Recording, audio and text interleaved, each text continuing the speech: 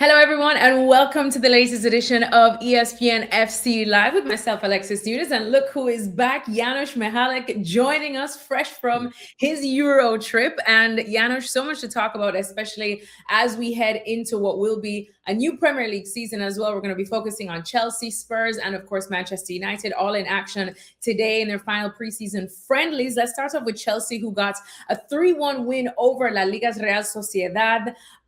What stood out to you there? What would you be looking for Chelsea now as we head into this new Premier League season?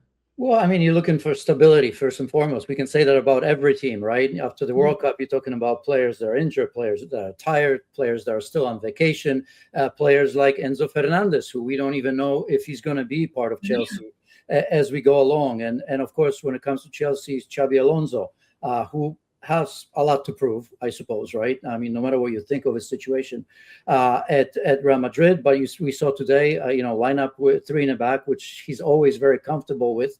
He has been comfortable with that at Bayer Leverkusen to a great degree, as we all remember a few years back now. But, you look at that lineup, no real surprises other than, yes, this is going to be three in the back for the most part.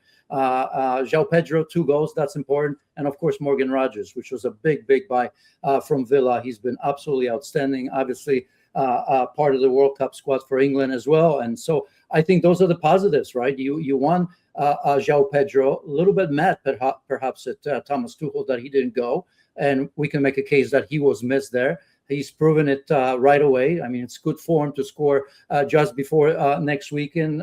So a lot of positives. Morgan Rogers, of course, can fill many of those places as well. So I think he's going to be key for not just for Chelsea, which is obvious, but for Xabi Alonso.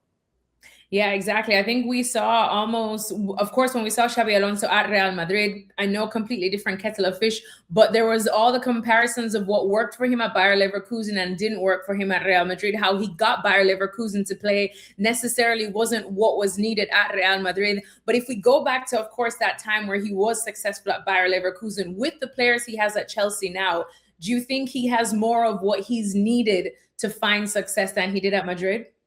Obviously, I think, at Real Madrid, you had to deal with superstars, right? And I don't want to say that he can, but I mean, this is a little bit closer to what he had at Leverkusen, right? A lot more young players that he can shape into his way of playing, which is, by the way, not easy. It's super attacking. You have to buy into what he's selling. And quite frankly, even though the level of quality at Real Madrid was much higher than that of Leverkusen, sometimes you need a dressing room that believes you, that believes what you're selling. And I think with Chelsea, with still a lot of young players, obviously there's some veterans there as well, I think that may just be a little bit easier for him.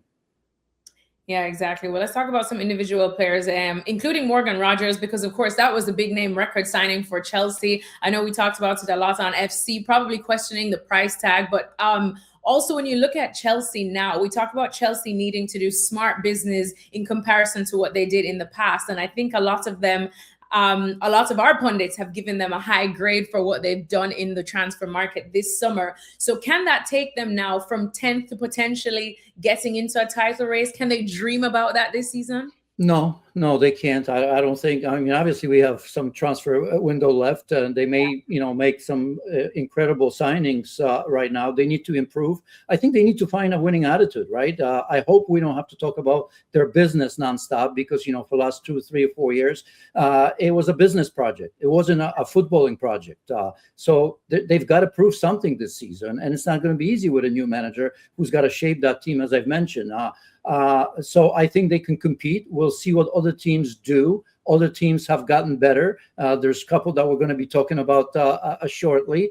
But if you remember last season, it was really all Arsenal and then Manchester City. Everybody else was below the level, right? When we talk about the big clubs, and one of them, of course, were Chelsea. And I think their supporters got to be tired of just talking about these young, promising players that are signed for 5, 6, 7, 8 years, right? Fans, all they care about is winning. And that's what Chelsea needs to do right now. What does winning mean?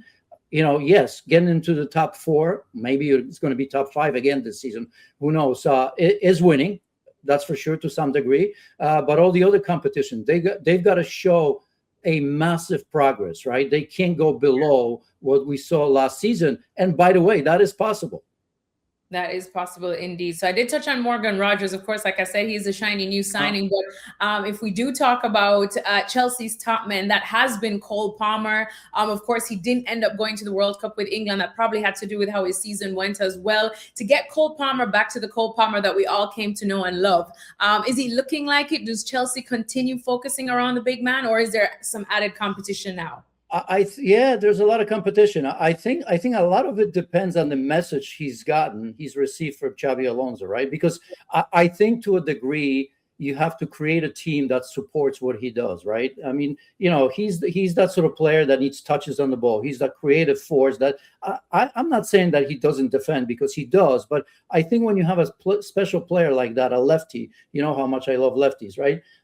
Those type of players that really, their strength is to go forward and to do the job, right? Not so much to be the box-to-box type of player. So I think if Xabi Alonso accommodates that, then I think you're going to see Cole Palmer at his best. If he doesn't, if Xabi Alonso has a short fuse because, one result or two results not going his way, or Cole Palmer not delivering in 2 or 3 games, then I think that's going to be a difficult season for Cole Palmer. He's just that kind of player that either you kind of rally around him, create an environment for him.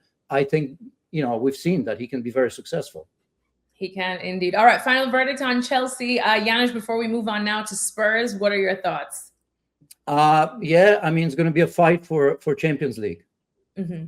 All right, simple as that. Let's move on to Spurs now. And anything would be better than what we saw from Spurs last season. Quite the job for Roberto De Zerbi. There were questions on whether he could be the relegation specialist with his style of play. Well, they managed to save themselves there, but we know that Spurs definitely do not believe that they belong in any relegation battle. Now they got a win over Hoffenheim, as many probably would have expected today. They have some players on the way out, like Jed Spence, who literally just announced his farewell to the Tottenham faithful. But now, big win over Hoffenheim preseason. What are your thoughts on how Spurs are looking now? Look, they look good. But we said that before. Some of the biggest problems, if I have to think, back last 5-7 years, they've always done a lot of transfers in the season. The problem with that is that it takes a while for everybody to gel, right, to put that together. And I think we've seen that, bar one season where they had a great start, and then, I remember a game against Chelsea, a couple of red cards, and then injuries, right? Injuries are second part of it, because it seems to me that there's no other team like Spurs in the Premier League that had so many injuries, but so many injuries to key players, the Kulusevskis of the world and James Maddison, and you can go on and on and on and on and on, right? And they've had so many managers that couldn't find a way. I just got a gut feeling that De Zerbi is that kind, that little bit of the toughness, that competitiveness, and I think he really truly makes players accountable, right? He's going to be the manager that nobody's going to be bigger than a team. Perhaps we've said that about other coaches that they've had recently, but I never got that feeling. So I think De Zerbi can. He's got some great players. We saw Tonali today, that first goal. Yeah. I'm sure you saw it, right? I mean, the first touch that everybody's talking about, and Andy Robertson, obviously great delivery, and a good finish from Richarlison. That has to be healthy and has to be good for a change, because he hasn't been, right? We see it in glimpses. Mikey Moore, 2 goals. Tell, that combination today, 2 assists from Tell and Mikey Moore. I don't know if Mikey Moore is going to be the first player to go to, but at least that he's capable. And I think we've seen that. Kudus, if he comes back, so many key players that they need to count on. Now, Mateus Fernandes, I think there's immense talent there. We saw that at West Ham, even though they struggled. Bergvall, who I think, if I remember correctly, asked to go to be transferred, but he's given a chance. And I think at least today he's taken advantage of that. Senesi, I think he was on a free, wasn't he, when he left Bournemouth? I thought a lot of teams are going to go after him. Maybe some did, but obviously Spurs got him. Pedro Porro, sensational player in the World Cup. I never thought, most of us probably never thought that we'd be talking about Pedro Porro on a World Cup winning team as one of the best, if not the best player out there. If it wasn't for Rodri, he'd probably be the best player on that team. So, there's just so much to go to when you look at Van Hecke, I think, from Brighton. With Van de Ven, I think that could be a good combination. Obviously, they're always their captain. I don't think it's the worst thing with Romero. I never had a good feeling about him at Spurs. It seems to me he plays better for Argentina than he's ever played for Spurs. He was the captain that was always injured and always suspended. At least it seemed that way. So maybe freshening that up just a little bit is going to be helpful. So look, bottom line is, I think this is a very, very good and deep team to make a run this time at the top four as well, right? If they stay healthy, and again, De Zerbi for me, my type of coach, I think he came there at the right time. Yeah, I think Cristian Romero definitely will find more of a happy hunting ground for his style of play at Atletico Madrid and with Cholo Simeone than he did anywhere in the Premier League or at Spurs. But that's a story for another day. Let's talk about Mikey Moore, because you did mention him as well. And as you said, De Zerbi is still feeling things out, but at least he scored twice today. He's looked pretty lively. He's got a nice little link up there with Matthias Tell. Has he at least probably done enough to give Roberto De Zerbi something to think about, at least for the first game against Brentford?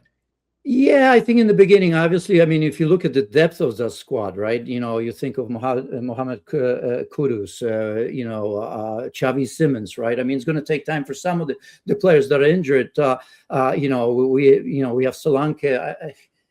I suppose he's given him something to think about.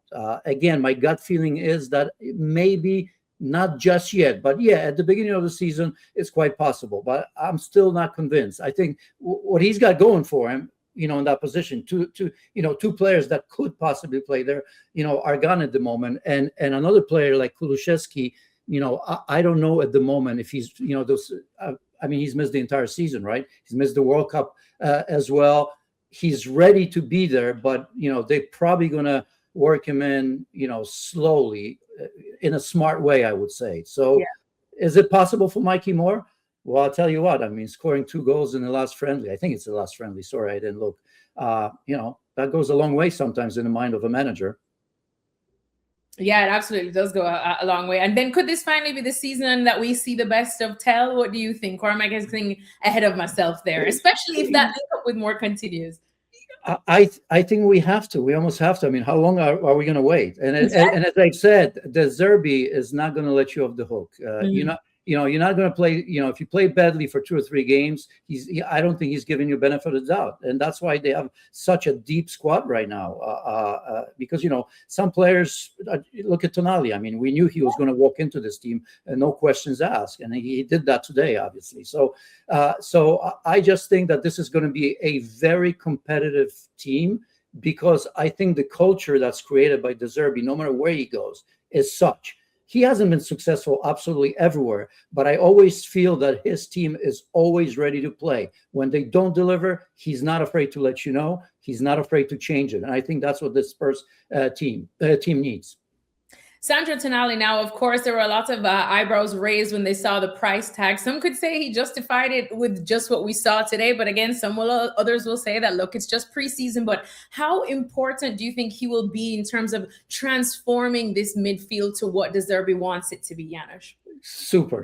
What a great player. Look, I mean, we all know what happened at Newcastle, for one season, but every time he's on the pitch, you see that quality. For me, it's that intelligence, right? I mean, he sees everything. That's what he asked from a central midfielder, right? Head on the swivel. I always felt that. I, as a defender, was very often in trouble bringing the ball out of the back, right? So who do you look for? You look for somebody that no matter what kind of ball you give him, he's going to be able to keep possession. And that's what I think of Tonali. Very much two-way player, not afraid to get dirty in terms of defending. Obviously, with that vision, he can score, he can assist. I think he's a superb player. And everybody that's watched him over his career, I think probably agrees with me. So, I mean, look, Spurs have always a plethora of midfielders, of players. I mean, Spurs squad has always been big and kind of deep, if you ask me, in quality. But I think when you look at a player like him, James Maddison comes to mind, but James Maddison is not such a two-way player, not the same as Tonali. Mm-hmm. And since you did mention, of course, that you are very defensive minded, let me ask you this, because we know how Roberto De Zerbi likes his teams to play. They have obviously live on the riskier side with that possession, but it does create for an exciting style of football. But they got the 3 goals today and they kept a clean sheet. How long can that last defensively? We will see. Basically, are you 100% convinced by this kind of new look defense that we're seeing at Spurs? Well, I think if, De Zerbi does play a risky game, I mean, he does like to attack. He likes to entertain, right? But I think he's a very, balanced manager. I think he's going to pay just as much attention to a team defending, right, and the discipline as he will pay attention to the game going forward. So I don't see this as a problem. Look, I mean, as I mentioned, you get Pedro Porro, who I thought, I don't know what your take was on it, but I've heard many people that were so surprised with what he did in Spain. Yeah. I get that, but even when he played for Spurs at their worst, he was always the workhorse, wasn't he? Mm-hmm. He was always the one that was playing on both sides of the ball. There was never a result, even when they're losing 2-3-0, 4-0, where he stopped playing or caring. So to a degree, it wasn't a massive surprise. But imagine how he must feel now coming back from the World Cup. What sort of extra leadership he's going to bring to that team? Because I thought he was one of the leaders who's always done on the pitch in a terrible, terrible season. I mean, Spurs almost went down, right? So no surprise, but I can only imagine how confident he must be right now coming in there. And Van de Ven and Van Hecke, I think they're very much capable there. On the left side, you have, Robertson today. You still have Udogie, right, on that side. So I think it's pretty good. Maybe goalkeeping situation. I know Kinski's done well. We all remember his beginnings, right? I mean, the howlers and all that, but he's gotten himself to be number 1, I think, over Vicario. But when I look at the combination, I'm not saying they're bad, but maybe, just maybe, a little bit of a question mark. A little bit of a question mark. All right. So for Spurs fans, Janusz, it sounds like they should feel positive going into the season. First time in a long time, because I mean, they've had great squads, great players, but I just always feel that, by the time you gel, it's sometimes too late. It's almost no different this time, but I think you're getting some of the players that you've had back, right? And the transfer window this time was smart. It wasn't, 7, 8, 9 players. I know we still have a little bit of time. Maybe that's going to, be that. A bonus that De Zerbi was there and saved them, right, towards the end. I think that's a bonus. It's not like a new coach coming into a new season with a new team. So that's a bit of a bonus. All right. All good in the hood for Spurs. Let's talk Manchester United now and see if the feeling is the same. Janusz, you got to give me something. I need to feel positive about my Red Devils heading in to this season, going down 4-2 to Milan in this final preseason friendly. It was pretty much a second half collapse there in this one. So any concerns now for Michael Carrick from this specific result heading into the new season? Yeah, I had some. They were almost answered in the second minute a little bit. But then I do have concern. You know why? Because, I said to myself, okay, I mean, Bruno Fernandes carried that team last season, right? I mean, that was the only reason. I think the change of a manager was obviously healthy for them because, they went from Amorim, who played the system that they didn't want to play, to Michael Carrick, and he fixed that, simple fix where you go to 4-4-2, play to the strength of your squad, right? And we saw that. But part of it, let's be honest, it had to be, you're a United supporter, it had to be a surprise that second half of the season. But I think it was because of the players finally got some confidence. But let's be honest, I mean, it was a weak league. Mm-hmm. So I need the proof. You look at Liverpool, you look at Chelsea, you look at Spurs, you look at the big teams. It was a weak season. Yeah. I mean, it was really all about Arsenal. Just they made everybody nervous towards the end. We kind of always knew that Manchester City were not there just yet, right? Yeah. So now I look at United and I say to myself, okay, they've got a player that obviously scored, but had what was it? 21, 22 assists? I can't. 21 maybe assists, something like that. Can he do it again? And then second minute comes, right? And the two players, Bruno Fernandes, bad World Cup, and Harry Maguire, who somehow didn't go to the World Cup, scores on a set piece, which Tuchel said was so important to them. They had millions of them. They scored one or two, but they underperformed. So I'm saying to myself, all right, okay, Bruno Fernandes is doing the same. Obviously, he's not going to forget how to deliver a ball. Maguire scores a goal. That's a great start. And then there was much of muchness, not much. Milan were clearly the better team. Yeah. I know that Bruno didn't score a penalty. If he did, maybe that changes. It's preseason. But, I mean, even in the first half, the number of chances, Loftus-Cheek, remember? I mean, if it wasn't for Lamens, it would have been 2-0 in the first 10 minutes or 2-1 at the time. So, yeah, Manchester United, Alexis, has to prove it that it wasn't a one-off. Because, I mean, they went from a horrible team, to a very good team that was, so high in the table that I was thinking to myself, how does that happen? And I think it happened because the league itself was poor. But I just talk about Spurs. I think Chelsea is going to be a little bit better. Liverpool, I'm not so sure just yet. But I need proof. This wasn't a good game for Manchester United. No, it wasn't a game. And that's what I was saying. It almost gave me a little bit of trauma thinking back to last season. Do you feel like in this game today against Milan, it kind of exposed maybe some of the vulnerabilities we saw from United last season that you would have hoped that they would have been able to improve on? Yeah, I mean, look, at the same time, I don't want to put too much into a preseason game. We all know, I mean, I thought this was going to be like 4-0 to United. I mean, think about it. Milan came without like 8 or 9 players. Yeah. The player, there's four or five players that started that game. They're on the transfer list. If somebody comes for them, Milan gets rid of them. And here you have Chukwueze, who did absolutely anything he wanted against Luke Shaw, on that side. Lisandro Martinez came in, and then they scored as well from that side as well. So,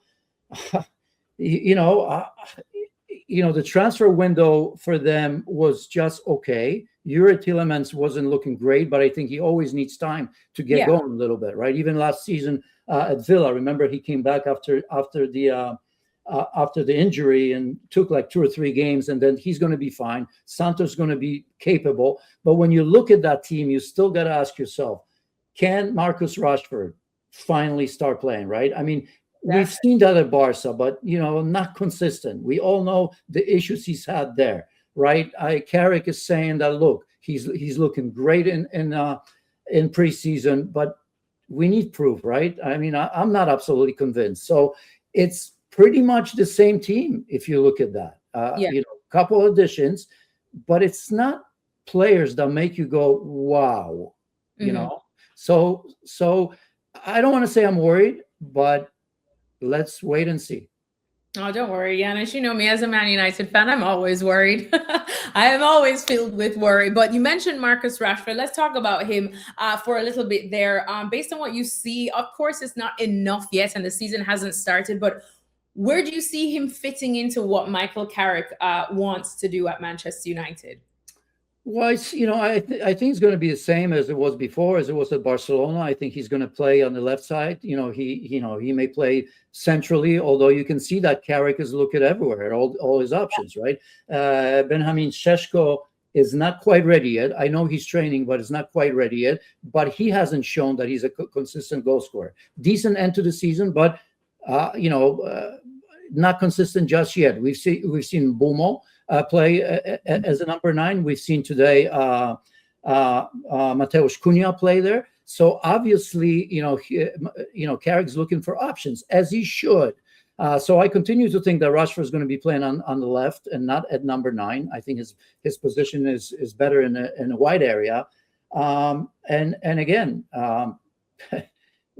we get glimpses from him. That's all. I mean, he's way too talented for all teams to have so many doubts about him. Don't you think? It's, I don't want to say he's like Balotelli, but it's sort of same story, that what's in there and you're just constantly waiting for it to come out. That's the bonus in it as well, because it's hard to give up on a player, Alexis, that is so talented. And he does have that. Yeah, he definitely has that. I mean, it doesn't get more Manchester United than Marcus Rashford now. So let's hope that the second homecoming is a special one for him. Patrick Dorgu as well. He had a bit of a lively game too. How important do you think he could be to the way Michael Carrick wants to play? Yeah, I think at his best, he's fine. Again, there's just I think of Manchester United and I think of top players, and Yeah. and I just still don't see that. I see players that can come a level or two higher in the way they play, and if he creates a great team, which he has in the second half of the season, if he continues that and everybody starts getting better, right? I mean, it's the second season for Cunha and from Bumo, so I suppose you're going to see a lot more from them as well. Then Manchester United is going to be up there in terms of a fight for top four. But I mean, I don't see them at this moment as a team that's going to fight for the title. Well, as you said, there's still a bit of the transfer window left, whether or not Manchester United are able to get some of those big names that you said that kind of brings you back to the United of old. What do you think they should be going for then in the time that they have, so that you're at least filled with a bit more confidence with them going into this season? I'm still not absolutely convinced about the back four. It's how Maguire. I think he's tried and tested. That's for sure. Can Euro next to him be good? And trying to think who played next to him today, and just a heaven, right? But again, it's missing that. Luke Shaw. Again, from time to time, he shows you, I don't know what he does in the off season, but it's not looking great. Maybe when he gets some games under the belt, of course, we know, what he's capable of, but still not the sort of a player these days against these youngsters, with unbelievable pace that I think of. And I say to myself, wow, we're comfortable there. I suppose Lisandro Martinez, if he does play at his best level all the time, that's your answer there. It's a little bit better, but I'm not convinced about the back four, and that's always going to be an issue for any team. I mean, we all know, the Manchester City or Liverpool or Arsenal at their best, right? One of the first statistics that comes to mind, they don't concede. They just don't, or they concede such small number that you say, how is that possible in the Premier League with such an attacking minded league? Everybody's going forward and forward and forward, and I forget the goals now, but Liverpool, City in their best season, below 10 goals. And Arsenal last season as well, very, very strong in that department. I don't see that yet from Manchester United. All right, so a couple more things for Michael Carrick then to ponder before this season starts. But Janusz Michallik, thank you so much. Welcome back. Good to have you back with us. Plenty to look forward to as a new Premier League season is upon us, and you can bet we will be right here back again talking all about it on ESPN FC Live.